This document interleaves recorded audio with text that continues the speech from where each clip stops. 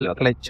Sir ಈಗ normal ಆಗಿ ಕೆಲವೊಬ್ಬರಿಗೆ ಹೊಸೊಬ್ರಿಗೆ ಡ್ಯುಯಲ್ ಕ್ಲಚ್ ಅನ್ನೋದು ಏನು ಅಂತ ಹೇಳೋದು ಗೊತ್ತಿರಲ್ಲ ಸರ್. ಸರ್ ಒಂದು ಸಣ್ಣ ಮಾಹಿತಿ ಕೊಡಿ, ಅಂದ್ರೆ ಏನು? ಡ್ಯುಯಲ್ ಕ್ಲಚ್ ಅಂದ್ರೆ ನಿಮ್ಗೆ ಬೇಲರ್, ಈ ಹುಲ್ ಕಟೋ ಮಿಷಿನ್, ಥ್ರೆಷರ್, ಹುಲ್ ಕಟೋ ಮಿಷಿನ್ ಗೆ ಮೈನ್ ಡ್ಯುಯಲ್ ಕ್ಲಚ್ ಬೇಕಾಗಿರೋದು. ಓಕೆ ಓಕೆ ಯಾಕಂದ್ರೆ ಡಿಸ್ಎಂಗೇಜ್ ಆಗುತ್ತೆ, ಸಿಂಗಲ್ ಕ್ಲಚ್ ಬೇರೆ, PTO ಕ್ಲಚ್ ಬೇರೆ ಆಗುತ್ತೆ. Okay okay. ಅದಕ್ಕೋಸ್ಕರ ಡ್ಯುಯಲ್ ಕ್ಲಚ್ ನ ಬಳಸ್ತಾರೆ. ಅಂದ್ರೆ ಡ್ಯುಯಲ್ ಕ್ಲಚ್ ಅಂದ್ರೆ ನಾರ್ಮಲ್ ಕ್ಲಚ್ ಫಂಕ್ಷನ್ ಇರಲ್ಲ.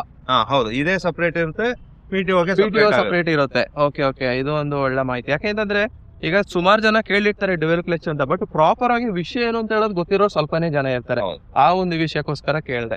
ಸರ್ ಇದು ಬಂದು ಸ್ಟೇರಿಂಗ್ ಬಂದು ಕಂಪ್ಲೀಟ್ಲಿ ಪವರ್ ಸ್ಟೇರಿಂಗ್ ಬರೋದು ನಿಮಗೆ. ಮಹೇಂದ್ರದಲ್ಲಿ 475 ಓಲ್ಡ್ BP ಅಂತ ಏನಿದೆ ಅದು ಮಾತ್ರನೇ ನಾರ್ಮಲ್ ಸ್ಟೇರಿಂಗ್. ಅದು ಬಿಟ್ಟು ಬಾಕಿ ಎಲ್ಲಾ ಟ್ರ್ಯಾಕ್ಟರ್ ನಿಮ್ಗೆ ಪವರ್ ಸ್ಟೇರಿಂಗ್ ಬರೋದು ಇವಾಗ. ಓಕೆ ಸರ್, ಇದ್ರದ್ದು ಡೀಸೆಲ್ ಟ್ಯಾಂಕ್ ಕೆಪಾಸಿಟಿ ಏನಿದೆ ಸರ್? ಡೀಸೆಲ್ ಟ್ಯಾಂಕ್ ನಿಮ್ಗೆ 60 ಲೀಟರ್ಸ್ ಬರುತ್ತೆ. Okay, 60 litres diesel tank. ಈಗ ಸರ್ ನಾನೀಗ 60 ಲೀಟರ್ ನಾನು ತುಂಬಿಸಿದೀನಿ ಸರ್. ನಾನು ಈಗ ಹೊಲದಲ್ಲಿ ನಾನು ಕೆಲಸ ಮಾಡ್ತಿದ್ದೀನಿ ಅಂದ್ರೆ 60 ಲೀಟರ್ಸ್ ನಂಗೆ ಎಷ್ಟೊತ್ತು ಗಂಟೆ ಬರುತ್ತೆ? ನಿಮ್ಗೆ ಇದು 4.5 ತಗೊಳುತ್ತೆ. 15ರಿಂದ 16 ಗಂಟೆ ನೀವು ಆರಾಮಾಗಿ ಉಳ್ಮೆಯನ್ನ ಮಾಡ್ಕೊಬಹುದು.